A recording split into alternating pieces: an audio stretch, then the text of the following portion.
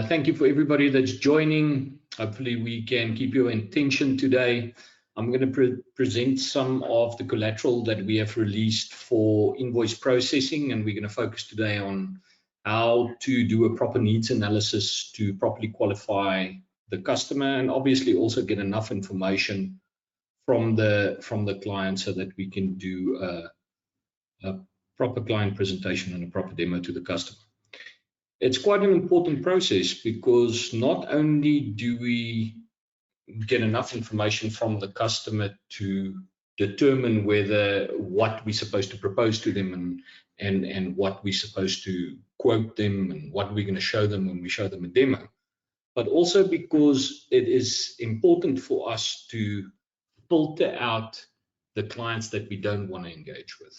And I think that is the biggest challenge that most salespeople sit with, because we generally get excited when we've got a lead and we just want to go and we want to sell to them and we want to hope that something comes from it. But if we follow the process and we methodically go through the process, then we tend to get significantly higher closing rates, although our conversion rates from lead to opportunity might be slightly lower. But of course, incredibly important, because that means we're only focusing on what is important and we're only focusing on those opportunities that we can really close. So as I've mentioned already, speaking about modern invoice processing, part of the campaign that Document Marketing is currently running. So quite a lot of exciting content out there that we can use for lead generation and in fact also engaging with our customers. Before I actually start, just a little bit of housekeeping as well. I've got Andy on the call and he's going to be monitoring the questions for us. He's a little bit sick, so everybody should feel a little bit sorry for him. He doesn't have a voice. And he'll be answering some questions there in the question box, but of course I'll also, after the presentation is finished, look at those questions and I'll answer them one by one if there's not too many, and if there's too many, we'll just come back to you on those questions. Right, so if we consider the process that we have to go through when we sell to our customers, this is more or less what it looks like. And I say more or less because we see different salespeople, different DACs, pre-sales consultants following a slightly different approach. This approach, however, has been proven over and over again to be successful, and most of the successful DACs follow a very close example of this process. So the first step is the needs analysis. It's what we're talking about today. And from that, I generally get enough information so that I can do a live demo to the customer. Now, the third step there is the offer, and that is very often combined into one meeting with a live demo. Of course, completely possible. Depending on the size of the customer, I might have multiple needs analysis meetings. I might have multiple demo meetings. I might have multiple offer meetings, and I might go through multiple round tables to convince the customer to purchase my solution. But of course, these are the high-level steps that I go through, not necessarily one meeting at a time. But quite important for me to get enough information before I show the customer actually what we are all about, how our solution works, what benefits they can get from the product, right? So let's focus today on the needs analysis. The target group is critically important, and I've been in so many meetings with salespeople, not pointing fingers to anybody in the call, of course, that we are talking to a accounts payable team lead or even accounts payable administrators. Even in some cases, the finance manager in larger organizations where there's a financial director and a CFO. Makes absolutely no sense, right? If I'm going to do a needs analysis and it's a very big target customer for me and I've identified them for a long time and I really want to get to the CFO or I really want to get to the CEO, I might go through this to try and get through this person as a gatekeeper to get higher up. But it is still incredibly important for me to talk to the main decision makers, because if I don't talk to the main decision makers, I really won't go anywhere. And the reason for that is quite simple. You could impress the hell out of them in your call. You could impress them during your needs analysis. You can impress them during the demo and during the client presentation. But they cannot impress their boss the same as what you have done, right? You are the one with the experience. You're the one presenting that to the customer. So it is incredibly important for us to talk to the right people right up front. right? Or as early as possible within the sales cycle. So, of course, when we talk about invoice processing, I prefer selling to the CFO. Lots of companies don't have those, so it might only be a financial director. And of course, then your smaller organizations might only have a financial manager. But it's still important that that financial manager has decision-making power to be able to approve the budget or approve the proposal that you provide them.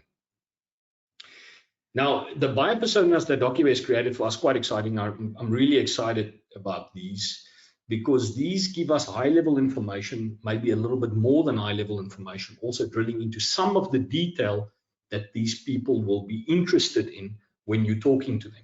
So we've got the different buyer personas, and please take a look on the partner portal, take a look in the partner infos that was sent through around those buyer personas, read through them and fully understand them.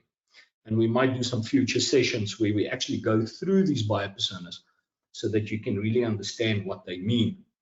Also, as sales, we've got some more in-depth information around these buyer personas. So what is it that the person is actually interested in, right? Because nobody's going to buy DocuWare because it's a great looking product or because the web client is easy to use. But they're going to buy it because we solve their business problems. So we've got these 4 buyer personas, as you can see on the screen at the moment, and we've got them for different use cases. And of course, now focusing on invoice processing is the main use case that we have. But what is it that Elizabeth Cash, which is the buyer persona that we have fictitiously created as the head of accounting, what is it that she will be interested in when you're talking to her? So that also gauges the type of questions that I would ask this person. So what would I say that piques their interest, and what would I say that makes them listen?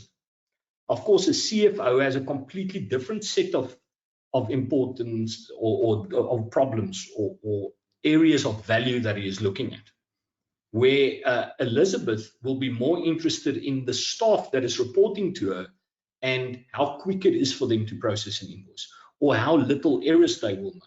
She'll be quite interested in how quickly they can process an invoice and that invoices don't sit within the inbox for multiple days or weeks. Mike Bucks, which is the CFO of our fictitious organization, is however going to be significantly more interested in what reporting it can get from the system. What is the strategic value that the solution is offering to make better decisions or potentially improving his cash flow? So the interest of those people are, there is crossover, of course, within their interest because the CFO is quite interested in how effective the team is that is reporting to him. But everybody cares more about the personal value that you can provide for them. So that is also quite important. And you'll also see on the partner portal, there's an entire presentation around the buyer personas and how these buyer personas can be used within your day-to-day work for both lead generation as well as presenting the offer to the customer. Okay. Now, needs analysis. Now, these are most probably things that everybody has heard before. And I think that we very easily forget them. I've been in sales for just over 20 years, and I still forget them. And while I'm on this webinar, it's easy to forget them because nobody is talking back to me. And we kind of forget that we have to listen.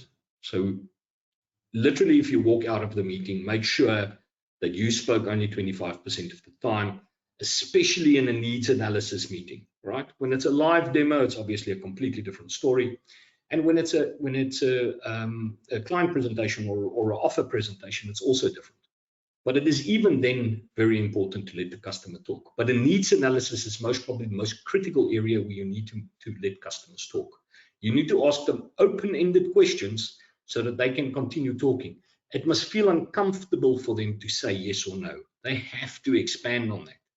So the question should really not be a yes or no question, and we'll take a look at a couple of examples of questions in a little while. And then, of course, follow-up questions is very important because that also helps the customer to expand more on what they have said, especially if they said yes or no. Then simple question and they say, no, we don't do it like that. Is simple answer is, can you explain to me how you do it and why is this not relevant to your organization? So incredibly important points that's most probably more important than anything else that we're going to look at in this presentation. The rest of these slides are primarily focused on questions, right? So what kind of questions can I ask the prospect or the potential customer? Now, these are obviously guidelines. All organizations are different. And once we've gone through these questions, there's about 5 or 6 that I would add. But if it is the first time that you're selling within accounts payable, or you haven't really done the needs analysis in the past in the correct way, and you feel you want to give it a shot, this is a great set of questions to start with. And with every single analysis that you do, you will get better for the next one, right? You'll uncover something that the customer said that is a question that you can ask next time. And do yourself a favor and write those down. Put it for yourself in an Excel spreadsheet or somewhere where you can start creating your own questionnaire for the next time that you have a needs analysis session.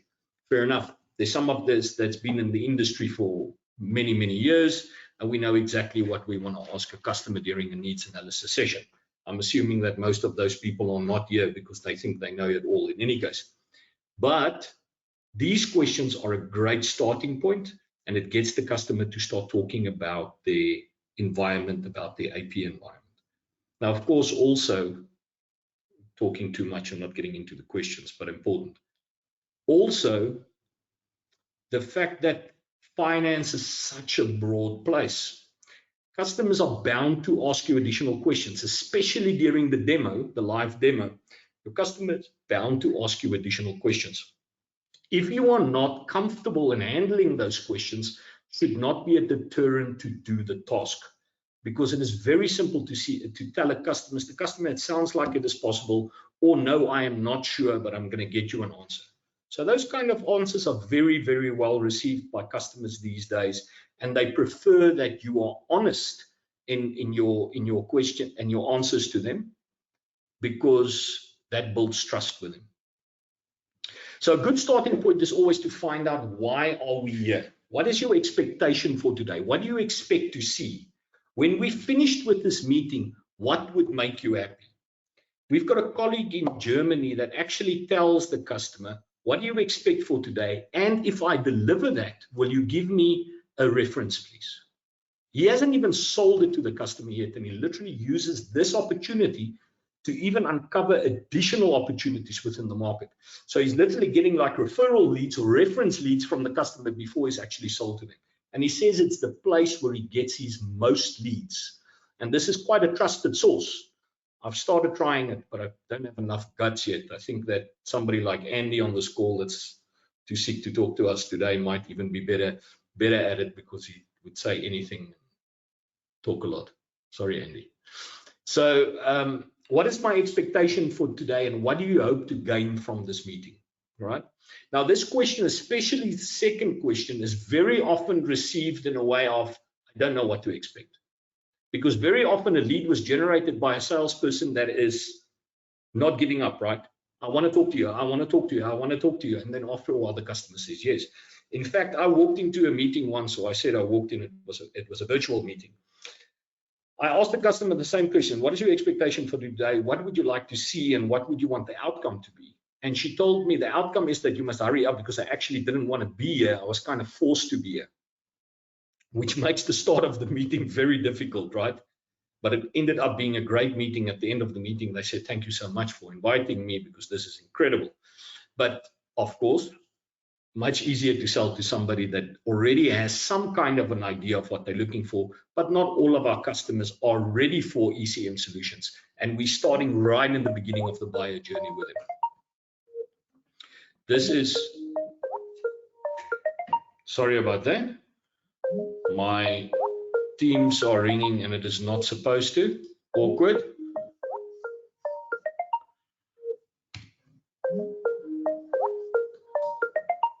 Sorry about that. There we go, dead. And I've got to start that again. And that's in the recording. So Nick, I hope you can cut that out. I did put my machine on do not disturb, but it was clearly ignoring me.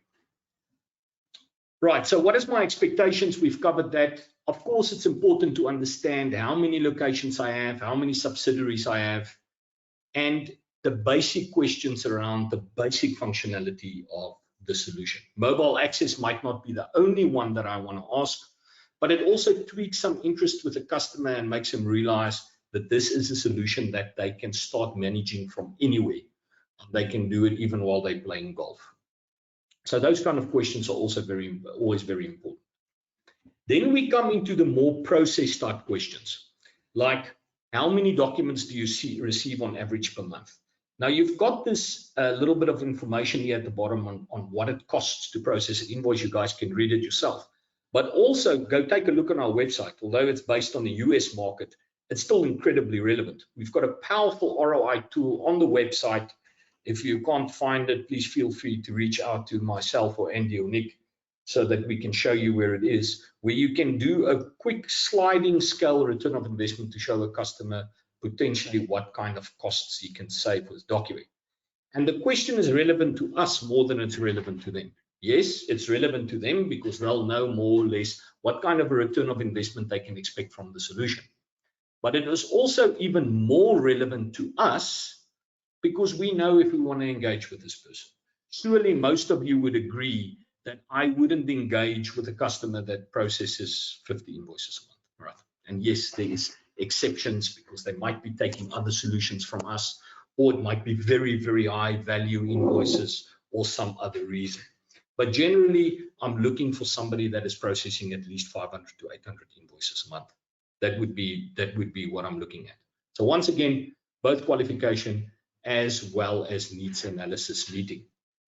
Then I also want to have an idea of how do you get your invoices, right? Paper-based is maybe not that important, but still a relevant question. But I'd like to know, where do they come from? How do I receive them? Do I have an EDI system, which is an electronic distribution system between my supplier and myself? Or do I receive them by email? Is it a physical copy I receive? How do I receive those invoices so that I can also include that in my proposal, because there might be some additional costs that you incur because of the way that you receive your invoices. Some of our customers even ship these invoices physically throughout the country, which makes it a very powerful tool to convince our customers to purchase our solutions. Then we continue into the approval process. We find out how many people is involved. This is all obviously relevant to licenses. I want to understand how many people are sitting within the accounts payable department itself that is physically processing invoices using our intelligent indexing service. And then I also want to know who's actually going to approve those invoices, because of course, firstly, they need a different license within DocuWare that can directly affect the cost, but it also gives me a very good understanding of the size of this organization and the need for the solution. Because if they have a huge amount of approvers, it's got to be very, very difficult for them to manage this process, not with an electronic management system, but rather on paper. Should be very, very difficult. Then I want to talk to them specifically about the challenges. Now, it's in this area where you are going to add your own questions as you get more comfortable with it, right? This is where you're going to start asking these probing questions of what answers you've had before from your customers. Like, for example, I always ask here, do you manage stock? Do you have to get goods received vouchers, and do we have to match the invoices to the goods received vouchers, or do we simply have to match to purchase orders? There's some purchase order questions also coming in the future, but yeah, it is trying to really uncover what the biggest problem is for the customer, right?